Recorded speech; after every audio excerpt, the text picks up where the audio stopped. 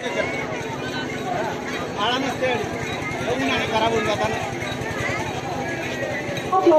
हाई क्योंकि स्मार्टफोन के दाम है एकदम लो और ओनली ऑन फ्लिपकार्ट। मम्मी पापा कभी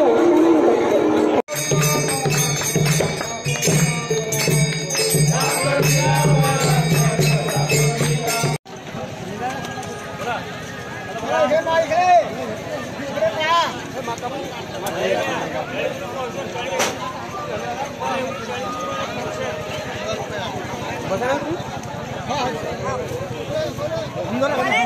एक पाव करे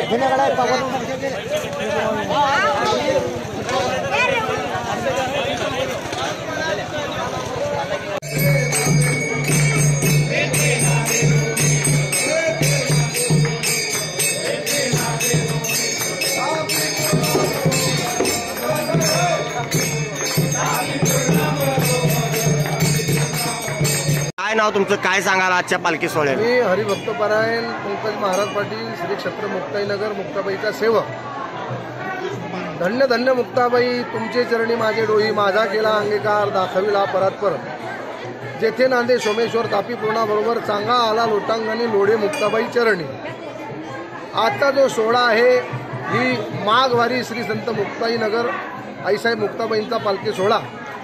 आज महाशिवरात्रीच्या पर्वकाळावरती जे योगीराज महान असणारे तपस्वी चांगदेव महाराज यांच्या भेटीकरता तापी पुण्याचा जो संगम आहे या संगमावरती असणारं फार मोठं तीर्थ श्री क्षेत्र चांगदेवला या ठिकाणी आता आलेला आहे। ही दिंडी परंपरेने या ठिकाणी येत असते। श्री संत मुक्ताबाई आणि योगीराज चांगदेव महाराज यांचं गुरु शिष्याचं नातं आहे। चांगदेव म्हणे आजी जन्म आलो, गुरुपुत्र झालो मुक्ताईचा। आणि म्हणून मुक्ताबाई आई साहेबांनी आजच्याच पर्वकाळावरती योगीराज चांगदेव महाराजांना अनुग्रह केलेला आहे आणि आजच्याच पर्वकाळावरती योगीराज चांगदेव महाराजांचा हा समाधी पर्वकाळ आहे। आणि म्हणून परंपरेने अनादिकालापासून ही परंपरा आज सुद्धा जोपासली जात आहे। आज तागायत या ठिकाणी या मंदिरचे पुजारी असतील, श्री संत मुक्ताबाई संस्थानचे अध्यक्ष ॲडव्होकेट रवींद्र प्रल्हादराव पाटील भैयासाहेब, पालखी सोहळा प्रमुख हरिभक्तपरायण श्री गुरु रवींद्र महाराज हरणे, योगी मंदिरचे व्यवस्थापक आणि विश्वस्त मंडळी, वारकरी, फडकरी, कीर्तनकार यांच्या वतीने आज तागायत ही परंपरा जोपासली जात आहे। पिढीजात ही परंपरा सुरू आहे। दरवर्षी सालाबादप्रमाणे परंपरेने श्री संत मुक्ताईनगर धामावरून योगीराज चांगदेव महाराजांच्या भेटीकरता आणि आईसाहेबांचं दर्शन योगीराज चांगदेव महाराजांना व्हावं या शुद्ध भावनेने हा पालखी सोहळा या ठिकाणी येतो। असा हा या परिसरामध्ये मानाचा पालखी सोहळा आहे आणि गुरु शिष्यांची भेट होऊन आईसाहेबांचा आशीर्वाद घेऊन योगीराज चांगदेव महाराजांचा आशीर्वाद घेऊन वारकरी त्या ठिकाणी परतीच्या घेऊन जातात। काय सांगाल आजच्या यात्रा सोहळ्याबद्दल? आजच्या यात्रा सोहळ्याबद्दल चांगदेव मंदिर देवस्थान पारंपरिक वंश परंपरा गुरु पुजारी म्हणून विष्णू महाराज गुरु पुजारी समस्त गुरु परिवार या ठिकाणी आपल्याला चांगदेव महाराज यात्रानिमित्त काही एक विशेष माहिती देत आहे। समजले का? तर या ठिकाणी चांगदेव महाराजांचं महत्त्व म्हणजे काय, महाशिवरात्रीचं महत्त्व आपल्यासमोर मांडलं जात आहे।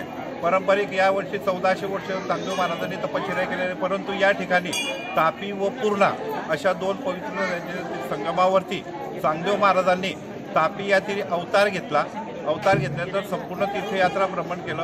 गुरुची प्राप्ती नसताना चांगदेव महाराज या ठिकाणी परत आले।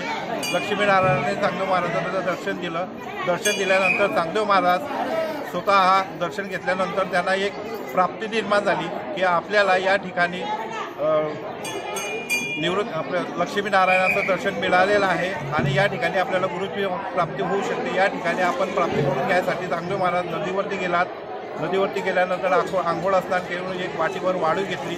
वाटीभर वाळू घेऊन मंदिरामध्ये त्यांनी वाटी अधिक वाळू बरोबर वटेश्वरलिंग स्थापन केला आणि त्या ठिकाणी तपश्चर्या करायला सुरुवात केली। 1400 वर्ष तपश्चर्या केली। 14 वेळ काळाला परत पाठवून गेलेले माणसं जीवित केले। त्यानंतर त्यांना गुरुची प्राप्ती घडली।